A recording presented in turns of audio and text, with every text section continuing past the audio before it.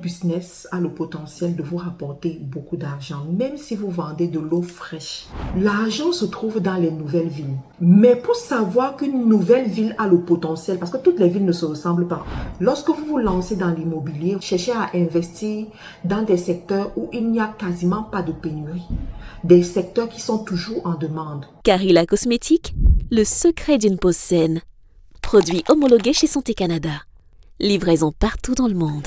Il m'arrive souvent d'avoir des clients qui me disent « Marthe Karine, quel est le business dans lequel je peux investir sans risque d'échec?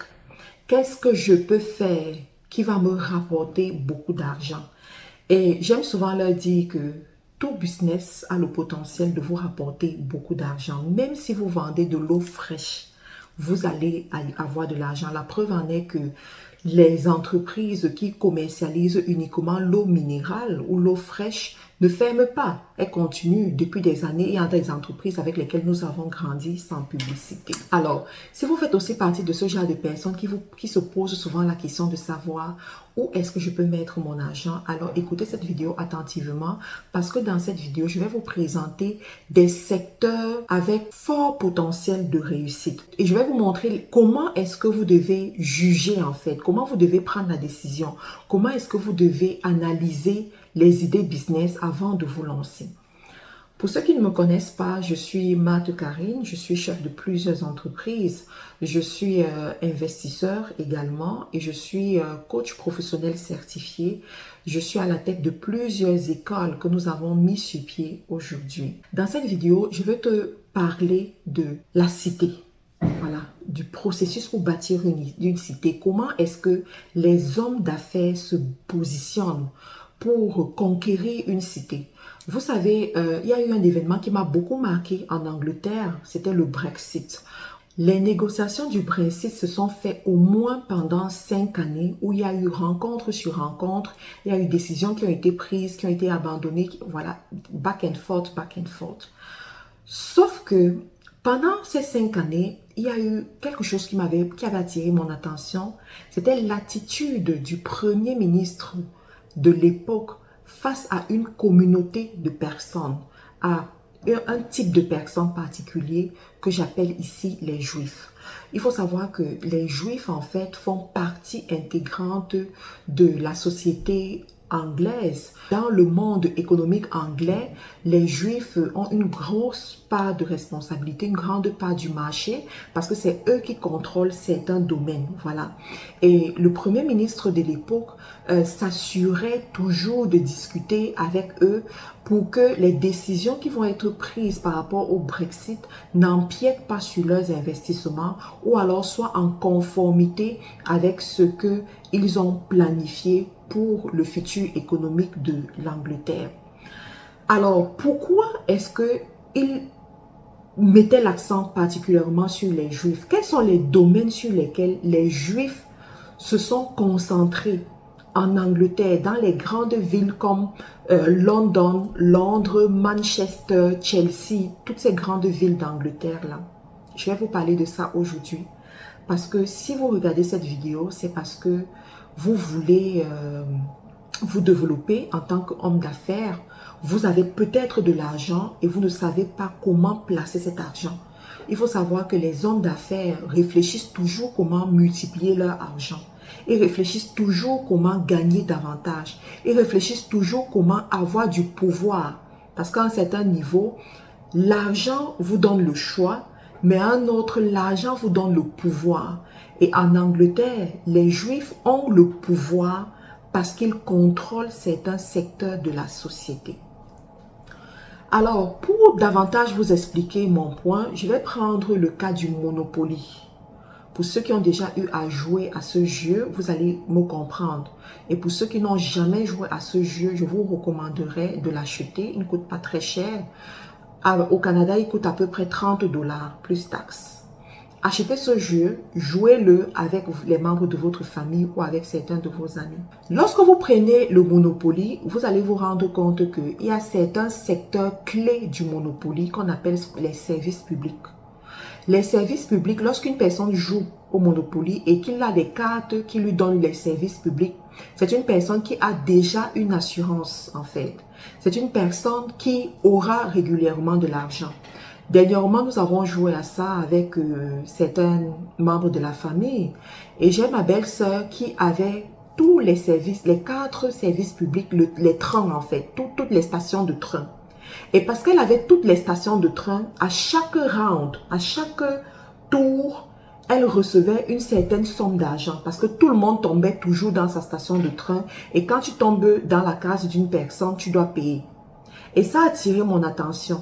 Ça m'a fait comprendre que si elle ne bâtit pas, parce que le Monopoly, c'est le jeu de l'immobilier, si elle ne bâtit pas d'autres maisons, au moins avec ses services publics de train, elle se fait de l'argent. Ça veut dire quoi? Ça veut dire que si vous avez l'intention d'être parmi ceux qui bâtissent dans la cité, première des choses, visez les transports. Tous ceux qui sont dans les transports auront toujours de l'argent. Pourquoi? Parce que l'être humain se déplace. L'être humain est prêt à payer le prix qu'il faut pour quitter d'un endroit à un autre. Je prends le cas du Canada. Le bus au Canada, le ticket de bus au Canada est sensiblement à 10 $, maximum 10 $. Avec 10 $, tu fais ton trajet, tu fais plusieurs trajets en fait. Mais une course Uber de 10 minutes, de 10 à 15 minutes, te coûte 38 $, plus taxes. Je dis 38 $ plus taxes.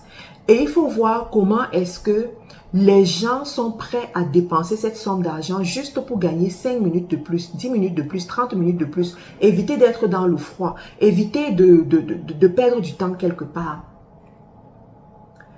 Vous connaissez tous Uber, vous connaissez son potentiel. Et dépendamment des villes, le trajet coûte même plus cher encore. Vous voyez? Le transport. Le deuxième secteur où vous pouvez vous positionner pour bâtir une ville et être sûr que vous aurez de l'argent, c'est le secteur de logement. Les hôtels et les logements longue durée. D'accord? Alors, il faut savoir que beaucoup de gens aujourd'hui avec l'avènement d'Internet s'intéressent à l'immobilier, mais ils ne savent pas faire les bons choix. Lorsque vous vous lancez dans l'immobilier, vous devez chercher des secteurs, chercher à investir dans des secteurs où il n'y a quasiment pas de pénurie. Des secteurs qui sont toujours en demande. Et les secteurs, l'expérience a prouvé que les secteurs qui sont toujours en demande, c'est 2 catégories. Les hôtels et les résidences longue durée. Ce sont des secteurs où vous aurez toujours de la demande. Après, ça dépend de comment est-ce que votre bien est positionné. Ça, c'est un autre cours. Vous devez bien choisir l'emplacement et tout ça. Vous devez investir sur le design, l'agencement des couleurs, la beauté, la présentation, tout ça. Mais toujours est-il que voilà des secteurs qui ont un fort potentiel. Le troisième secteur, c'est l'éducation. Une ville ne se bâtit pas sans qu'on ne pense à l'éducation. Et aujourd'hui, dans la plupart des pays, on a décentralisé l'éducation. Je me rappelle, une fois, je discutais avec l'un de mes mentors milliardaires qui m'a dit, Mad Karine, l'argent se trouve dans les nouvelles villes. Mais pour savoir qu'une nouvelle ville a le potentiel, parce que toutes les villes ne se ressemblent pas, on est d'accord. Pour ceux qui viennent du Cameroun, par exemple, lorsqu'on parle de la ville de Douala et qu'on vous parle de Bonapriso et on vous parle de Makepe Misoke, vous comprenez qu'on est en train de parler de 2 mondes complètement différents. D'accord? Je prends le cas aussi du Canada, par exemple. Si on te parle d'une ville comme Ottawa et on te parle d'une ville comme Trois-Rivières, c'est 2 mondes différents, on est d'accord? Donc, quand vous devez choisir une nouvelle ville qui se développe, il y a des choses que vous devez regarder. L'une des choses, c'est quoi? C'est le système éducatif qui est en train d'être mis sur pied. Est-ce que cette zone qui est toute nouvelle, est-ce qu'il y a des écoles qui naissent dans cette zone? Pourquoi? Parce que l'école a le pouvoir d'attirer les habitants. L'école a le pouvoir de faire en sorte qu'une famille se déplace, qu'une famille se délocalise en fait. L'école a ce pouvoir. Donc, est-ce que dans cette zone, il y a des écoles qui sont déjà installées ou il y a des projets de construction d'écoles spécialisées, des projets de construction de certaines écoles? Là, vous comprenez que c'est une ville qui a du potentiel, qui va attirer un certain type de personnes. Maintenant, si nous sommes dans le cas de l'Afrique, vous allez regarder le plan d'urbanisation de la ville. Est-ce que c'est une ville qui est en train de suivre un certain plan d'urbanisation? Pourquoi? Parce que la plupart de nos villes africaines, il y a 20 ans, par exemple, n'avaient pas un plan d'urbanisation qu'ils suivaient. C'est la raison pour laquelle vous avez des gens qui construisent n'importe comment à tort et à travers. Vous avez un gratte-ciel quelque part et un taudis après et tout. Donc, c'est très compliqué. Ce ne sont pas des villes, les villes qui n'ont pas de plan d'urbanisation ne sont pas des villes à fort potentiel où vous devez investir. Donc, elle m'a fait comprendre qu'il fallait regarder ce genre de choses-là. Et j'ai compris que, effectivement, si vous devez investir quelque part, si vous avez de l'argent, l'école serait un bon choix en fait. L'école serait un bon choix, l'éducation.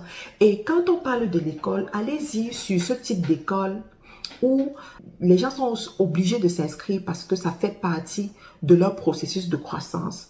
Quand on parle des maternelles, des écoles primaires, des écoles secondaires par exemple, des écoles de formation professionnelle, ce sont des cursus qu'on est obligé de suivre en fait. C'est imposé par l'État.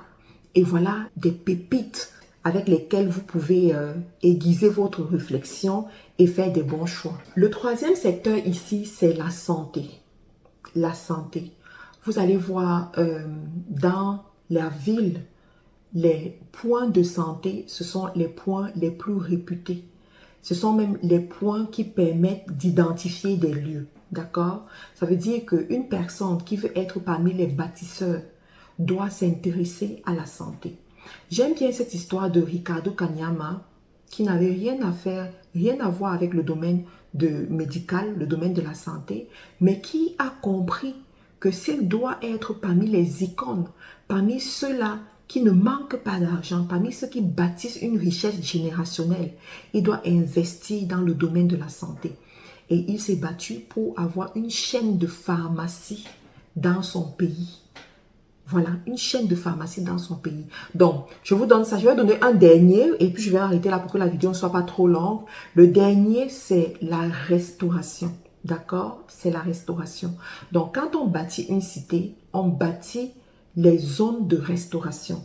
Donc, les hommes d'affaires et les femmes d'affaires qui vont se positionner dans la restauration, c'est ceux-là qui pourront alimenter les habitants de la cité. C'est eux qui seront les greniers en fait de la cité.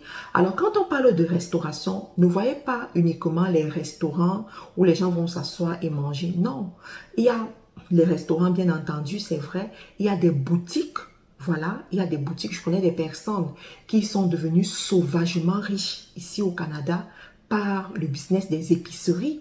Vous voyez?